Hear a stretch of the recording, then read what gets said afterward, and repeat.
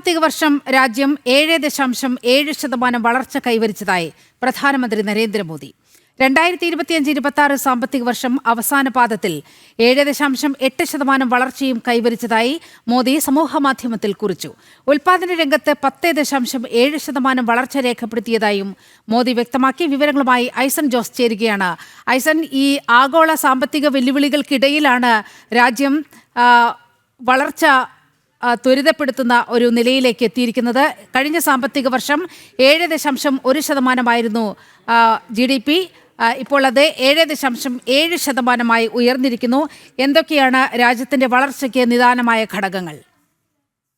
നീലിമ, തീർച്ചയായും കഴിഞ്ഞ സാമ്പത്തിക വർഷത്തെ അപേക്ഷിച്ച്, അതായത് 2024-25 സാമ്പത്തിക വർഷത്തെ അപേക്ഷിച്ച് 5%-ലേറെ വളർച്ച കൃത്യമായി രേഖപ്പെടുത്തിയ ഒരു സാഹചര്യം തന്നെയാണ് ഇപ്പോൾ ഉള്ളത് എന്നാണ് മനസ്സിലാക്കാൻ സാധിക്കുന്നത്.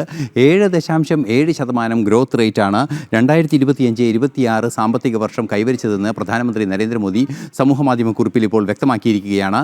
അതുപോലെ തന്നെ മറ്റൊരു നിർണായക ഘടകം കൂടി അദ്ദേഹത്തിൻ്റെ പരാമർശത്തിലുണ്ടായിരിക്കുന്നത് അവസാന പാദത്തിൽ, അതായത് 2025-2026 സാമ്പത്തിക വർഷം അവസാന പാദത്തിൽ 7.8% വളർച്ച, അതായത് ജനുവരി മുതൽ മാർച്ച് വരെയുള്ള മാസങ്ങൾ, ജനുവരി, ഫെബ്രുവരി, മാർച്ച് മാസങ്ങളിൽ 7.8% വളർച്ചാ നിരക്ക് രേഖപ്പെടുത്തിയെന്നും കൃത്യമായി അദ്ദേഹം സൂചിപ്പിക്കുകയും ചെയ്യുന്നുണ്ട് തൻ്റെ സമൂഹമാധ്യമ പോസ്റ്റിലൂടെ. അതിൽ ഏറ്റവും നിർണായകമാകുന്നത് ഫെബ്രുവരി 28 മുതൽ വലിയ തോതിലുള്ള യുദ്ധവും അതുപോലെ തന്നെ എണ്ണ ലഭ്യതയുടെ വിഷയങ്ങളെല്ലാം തന്നെ ഉണ്ടായിട്ടും ആ വളർച്ചാ നിരക്ക് നിലനിർത്താൻ സാധിച്ചു. അതുപോലെ തന്നെ മറ്റൊരു പ്രധാന വെല്ലുവിളി നേരിട്ടിരുന്നത് അധിക താരിഫ്, അമേരിക്ക ചുമത്തിയ അധിക താരിഫുമായി ബന്ധപ്പെട്ട വിഷയങ്ങളാണ്.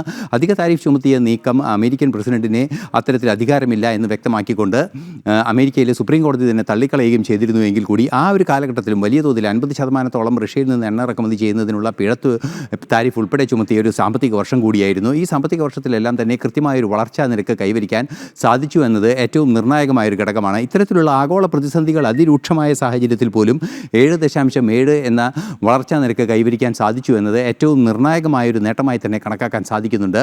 മറ്റൊരു പ്രധാന വിഷയം നമ്മൾ എടുത്തു പറയേണ്ടത്, പല രംഗങ്ങളിലും കൈവരിച്ച നേട്ടങ്ങളുടെ കണക്കുകൾ നോക്കുമ്പോഴും കൃത്യമായൊരു വളർച്ചയിലേക്ക് തന്നെ കാര്യങ്ങൾ പോകുന്നു എന്ന് തന്നെയാണ് മനസ്സിലാക്കാൻ സാധിക്കുന്നത്. പ്രധാനമന്ത്രി തൻ്റെ സമൂഹമാധ്യമ കുറിപ്പിൽ രേഖപ്പെടുത്തിയതുപോലെ ജീവിത നിലവാരം ഉയർത്തുന്നതിന്, അതായത് is of living and is of doing business, ഈ രണ്ട് ഘടകങ്ങളും ഒരേ സമയം പരിഷ്കരിക്കുന്നതിനും ഉയർത്തുന്നതിനും വേണ്ടി നിതാന്ത പരിശ്രമം നടത്തുന്ന സർക്കാരിൻ്റെ എഫർട്ടിനും അതുപോലെ തന്നെ 140 കോടി ജനങ്ങളുടെ കഠിനാധ്വാനത്തിൻ്റെയും ഫലമാണിതെന്ന് പ്രധാനമന്ത്രി പറഞ്ഞതിന് പിന്നാലെ മറ്റു ചില ഘടകങ്ങൾ കൂടി കൃത്യമായി മനസ്സിലാക്കാൻ സാധിക്കുന്നുണ്ട്. അതിലേറ്റവും നിർണായകമായത് ഉത്പാദന രംഗത്തെ വൻ വളർച്ചയാണ്. നമുക്കറിയാവുന്നതാണ്, ഈ GST പരിഷ്കരണം ഉൾപ്പെടെയുള്ള വിഷയങ്ങൾ നടപ്പിലാക്കിയതിന് ശേഷം ഉത്പാദന രംഗത്തൊരു കുതിച്ചുചാട്ടം തന്നെ രാജ്യം സാക്ഷിയാവുകയും ചെയ്തിരുന്നു.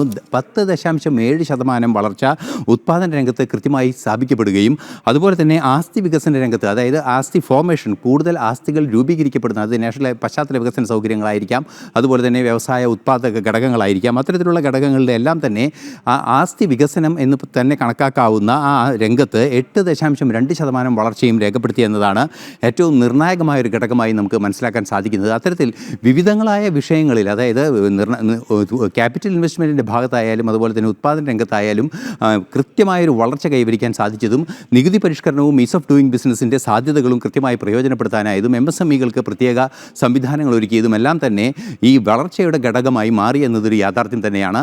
പ്രതിസന്ധികളുടെ കാലഘട്ടത്തിൽ, അതായത് താരിഫിൻ്റെ അധിക താരിഫിൻ്റെ സാഹചര്യം, യുദ്ധത്തിൻ്റെ സാഹചര്യം, റഷ്യയിൽ നിന്ന് എണ്ണ വാങ്ങുന്നത് സംബന്ധിച്ച സങ്കീർണതകളുടെ സാഹചര്യം, അതുപോലെ തന്നെ അവസാന ഘട്ടത്തിൽ ഇറാൻ യുദ്ധത്തിൻ്റെ സാഹചര്യം, ഇത്തരത്തിൽ നിരവധിയായ പ്രതിസന്ധികൾ നേരിടുന്ന പശ്ചാത്തലത്തിൽ പോലും 7.7% വളർച്ച 2025-26 സാമ്പത്തിക വർഷം നേടാനായതും ഈ യുദ്ധം കൊടുമ്പിരി കൊണ്ട സാഹചര്യത്തിൽ പോലും 7.8% വളർച്ച രേഖപ്പെടുത്താനായത് നിർണായകമായൊരു നീക്കമായി തന്നെ കണക്കാക്കപ്പെടുന്നുണ്ട്. നിലവിലെ സാഹചര്യത്തിൽ ഒരു സാമ്പത്തിക രംഗത്തെ ഒരു ഇടർച്ച സ്വാഭാവികമായും വളർച്ചാ നിരക്കിനെ ബാധിക്കുമെന്നൊരു സൂചനയാണ് നേരത്തെ ഇന്ന് രാവിലെ റിപ്പോ നിരക്കുമായി ബന്ധപ്പെട്ടുള്ള വിശദീകരണം നൽകുമ്പോൾ റിസർവ് ബാങ്ക് ഗവർണർ അറിയിച്ചിരുന്നത്. ആ നില കൂടി പരിശോധിക്കുമ്പോൾ വളർച്ചാ നിരക്ക് ഇപ്പോൾ നമുക്ക് ലഭ്യമാകുന്ന 2025-26 സാമ്പത്തിക വർഷത്തെ വളർച്ചാ നിരക്കുമായി തട്ടിച്ചു നോക്കുമ്പോൾ സ്വാഭാവികമായും ഇന്ന് ഫോർകാസ്റ്റ് ചെയ്യപ്പെട്ടിരിക്കുന്ന ഈ ആഗോള രാജ്യങ്ങളുടെ പട്ടികയിൽ അതിവേഗം വളരുന്ന ഒരു സമ്പദ് വ്യവസ്ഥയാണ് നമ്മുടേത് എന്നുള്ള ഒരു കണക്കുകൂടി പുറത്തു വരുന്ന ഒരു സാഹചര്യമുണ്ടല്ലോ. അമേരിക്കയൊക്കെ അവരുടെ സാമ്പത്തിക വളർച്ച 2.3% നിൽക്കുമ്പോഴാണ് 7.7% എന്ന് പറയുന്ന സംഖ്യയിലേക്ക് ഭാരതത്തെ എത്തിക്കാൻ കഴിഞ്ഞത്.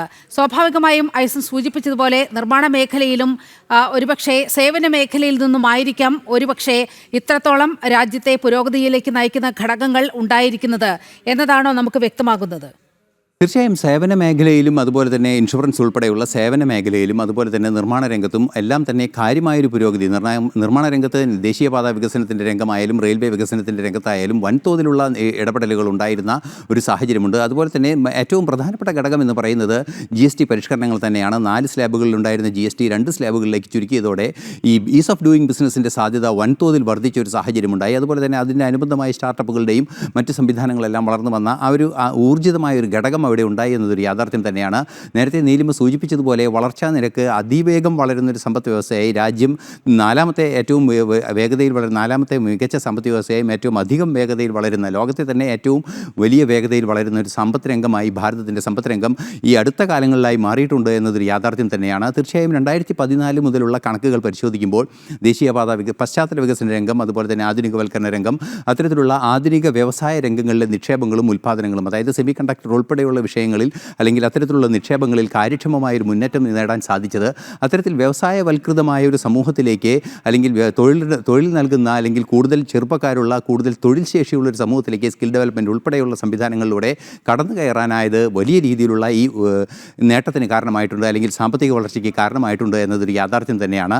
ഭാവനാസമ്പന്നമായ സാമ്പത്തിക പരിഷ്കരണ ആത്മനിർഭർ ഭാരത് ഉൾപ്പെടെയുള്ള ഭാവനാസമ്പന്നമായ പരിഷ്കരണ നടപടികൾ അതുപോലെ തന്നെ കോവിഡിൻ്റെ പശ്ചാത്തലം അത്തരത്തിലുള്ള സങ്കീർണതകളേറെ കടന്നു വന്നൊരു പശ്ചാത്തലത്തിലും കൃത്യമായൊരു വളർച്ചാ നിരക്ക് നിലനിർത്താനും ആ ഗ്രോത്ത് റേറ്റ് കാര്യക്ഷമമായി നിലനിർത്താനും അതിവേഗത്തിൽ വളരാനും സാഹചര്യമൊരുക്കിയത് നയപരമായ തീരുമാനങ്ങൾ തന്നെയാണ്. സ്വാഭാവികമായും ആ വികസനത്തിൻ്റെ ഗുണഫലങ്ങൾ ഇനിയുള്ള തലമുറ വൻതോതിൽ അനുഭവിക്കാനിരിക്കുന്നു എന്ന പ്രതീക്ഷാ നിർഭരമായ ഒരു കാര്യം കൂടിയാണ് പ്രധാനമന്ത്രി പങ്കുവയ്ക്കുന്നത്. രാജ്യത്തെ സംബന്ധിച്ച് അഭിമാനിക്കാവുന്ന കണക്കുകളാണ് പുറത്തു വന്നിരിക്കുന്നത്. മറ്റ് ലോക സമ്പദ് വ്യവസ്ഥകളോട് തട്ടിച്ചു നോക്കുമ്പോഴാണ് രാജ്യം ഏത് രീതിയിൽ പുരോഗമിക്കുന്നു എന്നുള്ളതിൻ്റെ വളരെ കൃത്യമായ ചിത്രം പുറത്തു വരുന്നത്. ചൈന 4.9%, G7 രാജ്യങ്ങളിൽ ഒന്നാകെ എടുത്താൽ 1.6%, അമേരിക്ക 2.3%, ജപ്പാൻ 0.8%. ഇതിൽ നിൽക്കുമ്പോഴാണ് രാജ്യത്ത് 7.7% വളർച്ച കൈവരിച്ചതായി പ്രധാനമന്ത്രി നരേന്ദ്രമോദി ഇപ്പോൾ സമൂഹ മാധ്യമ പോസ്റ്റിൽ വ്യക്തമാക്കിയിരിക്കുന്നത്.